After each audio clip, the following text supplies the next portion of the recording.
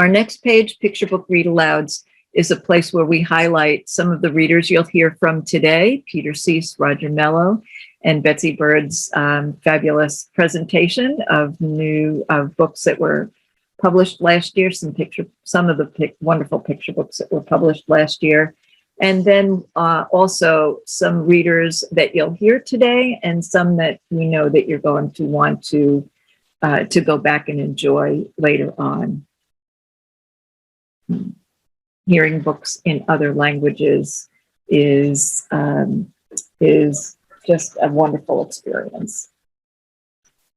The next page, silent books, might be a term that's not familiar to you. It's a term that has been instituted and made famous by the International Board on Books for Young People, particularly when IBI Italia called for national sections of IBI to send wordless books to the island of Lampedusa in 2012, when so many refugees and their families and children were coming ashore, and so many languages were being spoken, but literature that is illustrated in wordless books for children is a way for people to tell their stories and enjoy literature. And since then, the Bologna Book Fair has instituted a silent book competition, highlighting best books from every year from so many different countries.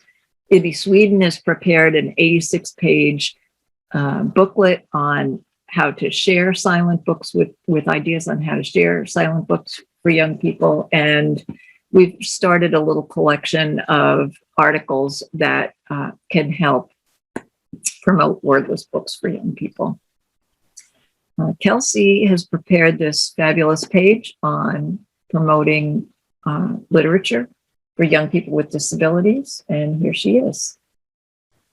People with disabilities are the most underrepresented and misrepresented group in literature. This page is dedicated to connecting people to resources and tools so they can build their special needs collection. In the middle, you will find some criteria to guide your selection policy. This list is not extensive, and the articles on the right go into much more detail on the subject.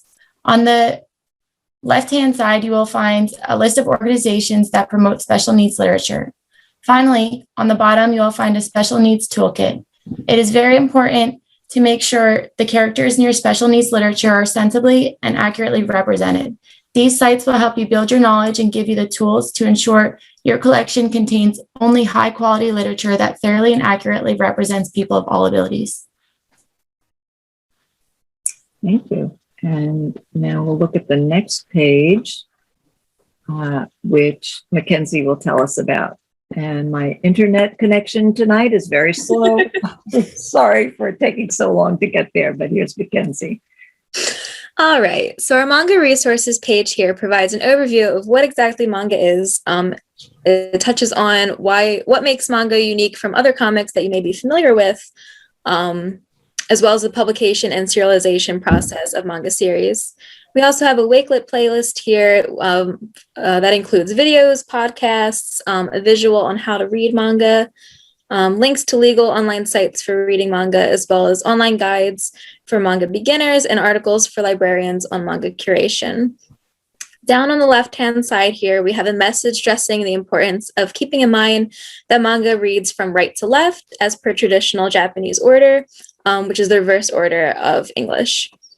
Below that, we're going to have some the manga demographics and genres, of which a very wide variety exists, along with examples of series that align with specific genres.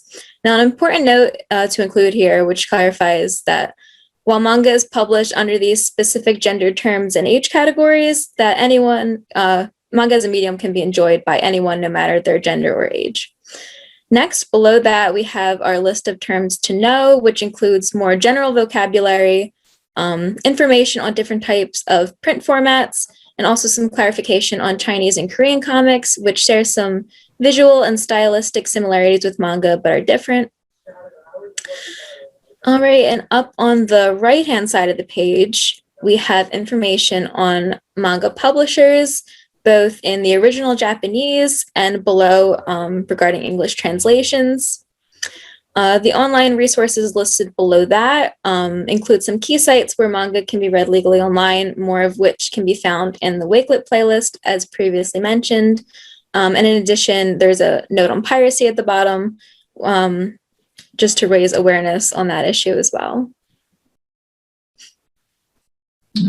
Thank you.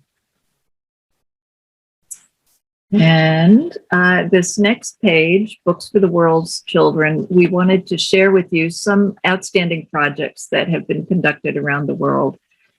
First, the IBI Children's in Crisis project that was done in collaboration with Reforma to help bring information to refugee children at the border, sharing how they can go to public libraries to get library cards. Other projects, the San Juan del Sur mobile book project in Nicaragua was the first free lending library in rural areas of San Juan del Sur. We've already heard about the IBI book project in Lampedusa, but there are some other notable projects here that you'll want to take some time to look at, including Books in Homes in New Zealand and the Story Mosaic project that was done in Australia with Bengali children in the north of Australia. Some of these other pages are places where we're gathering resources. It's important to know about translation when you're talking about books from other countries. And so there are various articles here, including recordings from the ALA conference, where there was a great session on translation. And this recording where Bart Moyart and Aidan Chambers were on a panel at the London IBI World Congress. And I hope you'll take some time to enjoy those recordings. International events, including book fairs and exhibitions, are located here. It's a place to coordinate various exhibitions and particularly picture book art exhibitions, and information about those concours are here. And it's a great place to see art from so many different countries all gathered in one location. This is the NAMI concours. Other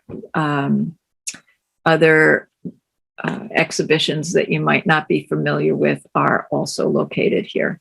The Bratislava biennial illustration is here. I also want to point out that IBI offers many traveling exhibitions. We have hosted them in the past at Rutgers and hope to do that again in the future. Other resources, including links to journal articles, blogs, and lectures, are going to be collected on this page. Here are some recordings. This one was a recording that was a webinar that is posted and available on resources on literature from picture books from Africa. Again, here's another way to get to information about the NAMI Island Picture Book Concours. And that ends our brief tour of the Libguide. It is a growing resource. If you are interested, if you've seen some pages here that are of interest to you, we hope you'll go there. And if you know of things that you would like to add to our resources, we hope that you'll contact us. Thanks very much for joining us, and we'll look forward to the rest of our presentation today. Bye, everyone.